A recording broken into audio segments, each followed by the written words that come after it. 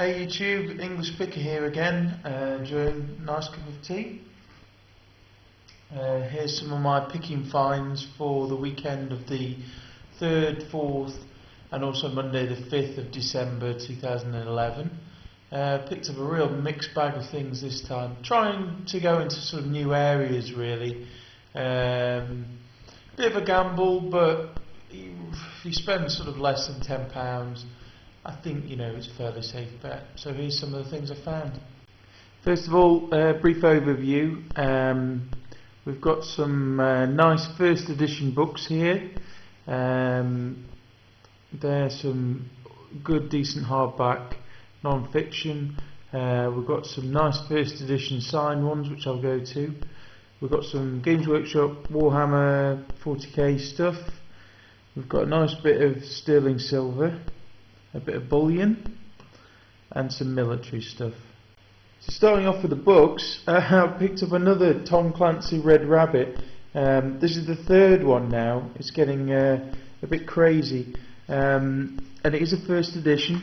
If you go inside, and it says 1 there, which with this publisher that means it's a first edition. Quite good quality. The dust jacket's all good. If you guys have seen my other videos, you'll see that I've had 2 of these before, and I've taken one of them down to the auction.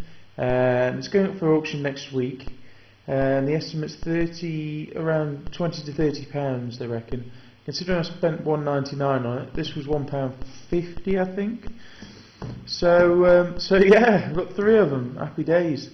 Also picked up some other first editions. This is really a new area that I'm venturing into, so don't really know an awful lot about it. I know how to spot them. This is a Michael Parkinson Parkey autobiography.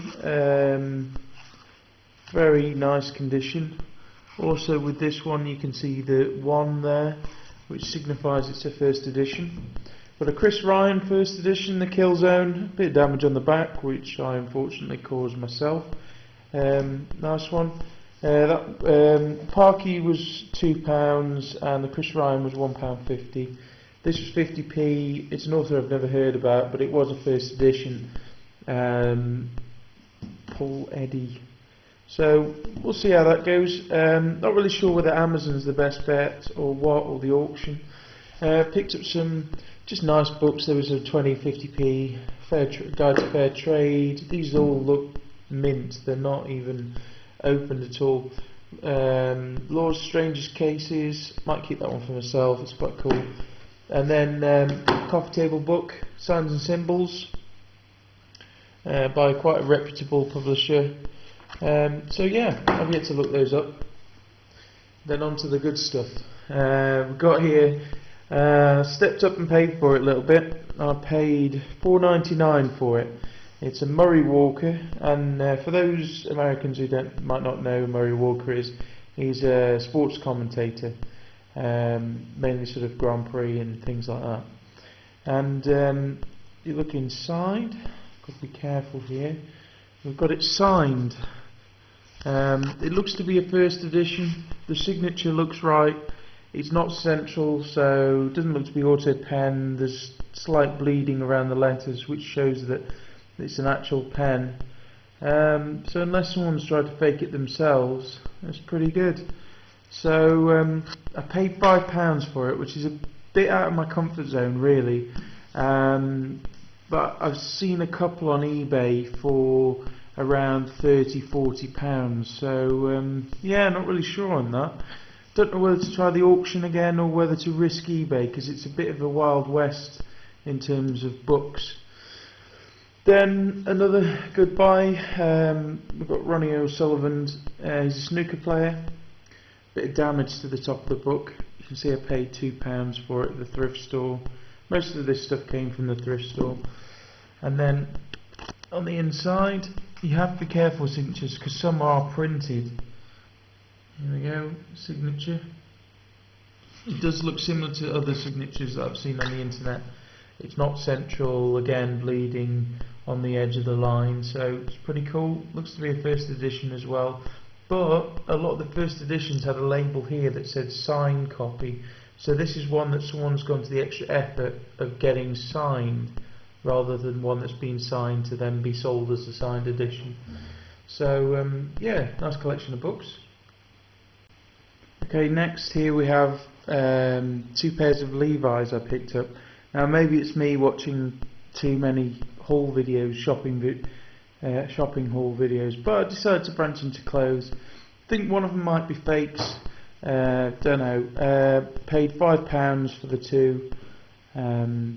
So yeah, got the little Levi's thing there. Jobby there. We've got the label. The front, the buttons look okay. There's no label on the inside, which concerns me a little bit. But you know, I'll chuck them on eBay, see how they go. This one looks in a bit better order. Got the small E, very tattered back label. But then this one, interestingly, on the inside, we've got the wash sort of label. And the front looks in fairly good order. So yeah, let me know what you think. I'm not 100% sure, you know, if they're fake or not. These ones look to be real because they do dip at the front as well, as opposed to these ones which just look straight. So I'm hoping these are real and these could be fake. Now I don't know how eBay stands on fakes, or whether it's just sold as seen. So I might just chuck these on at 99p starting bid, and what happens to them happens to them. But these ones I could do with doing a bit more research. Maybe see if I can find a shop that deals in them that could authenticate it. They're certainly not vintage because they've got the small E, so they're sort of, you know, not too old. But yeah, if anybody knows any surefire ways of finding out if they're fake or real.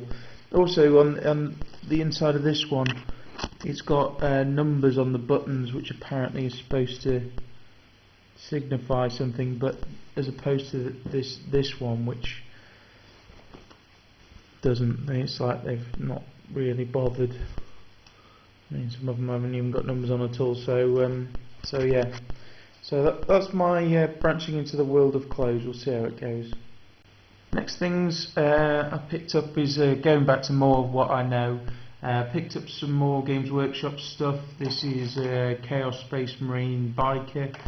Normally retails for around £10. Paid £1 for it. So picked up another one a while back which is similar, and that sold almost up to what you pay in the shop because it hasn't been painted or anything like that. Then the car boot at the weekend, which I briefly went to, I picked up these lead miniatures. Games Workshop again. We've got Elder, got some Warhammer vampires and stuff like that, and some which I've no idea what they are. But they're all the lead ones. Some are missing parts, like this guy hasn't got an arm or a head. So I might put that in sort of a mixed lot of question mark items. Paid £3 for the bag. There's 1, 2, 3, 4, 5, 6 of them.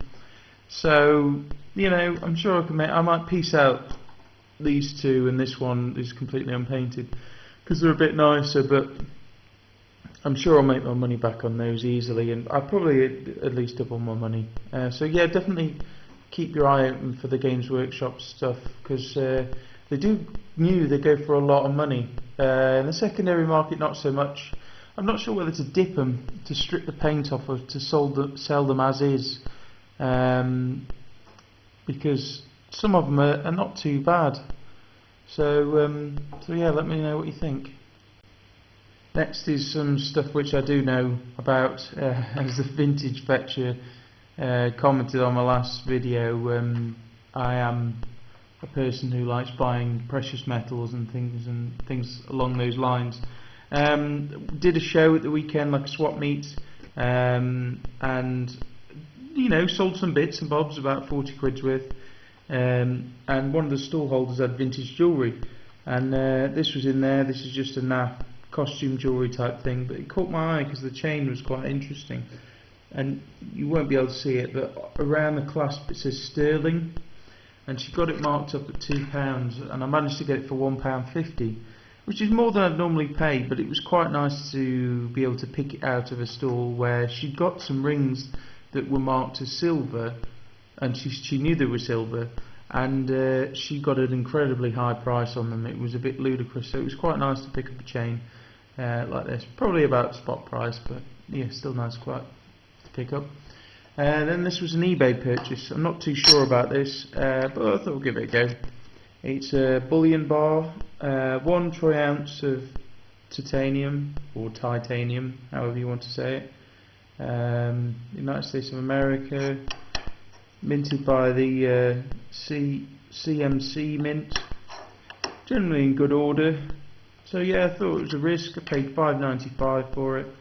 I really don't know what titanium's going for at the moment, but it's just a cool looking thing, so I thought, yeah, give it a risk, something to keep hold to.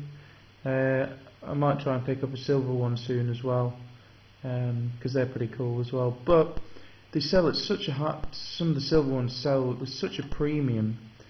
Yeah, it just doesn't make it affordable at all. So yeah, let us know what you think about that. I mean, I can't really find out what the spot price of it is, so whether that's a good deal or not. And lastly, a few military items that I've picked out from the charity shops. Pretty cool. It's quite sad in a way, because you can tell someone's died and they've just got rid of them. Really cool Royal Air Force badge with a pin there. Pretty cool. I paid £3 for all these items. We've got I think it's like a Royal Artillery cap type badge. I think it's a cap badge. In very good order, just with the back in there. Then we've got this badge. It doesn't look like it's ever been attached. Parachute Regiment, maybe? Not too sure.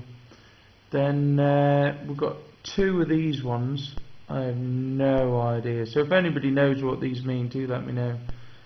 They look to be some kind of Air Force related affair, especially that one. And then this is a cool one. I really like this. It's an old diver's helmet on it, an SW. So that's cool. I don't know if they're modern or not. I mean, they're certainly 1940s, but these, I have no idea.